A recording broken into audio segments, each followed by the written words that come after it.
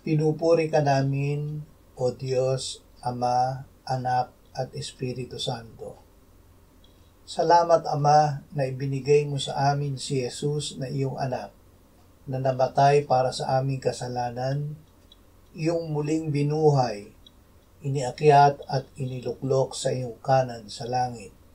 Salamat na ibinigay mo sa amin ang iyong banal na Espiritu, at sa pamamagitan niya ay ibinuhos mo ang iyong pag-ibig sa aming puso. Salamat, Espiritu Santo, na ikaw ang aming mang-aaliw.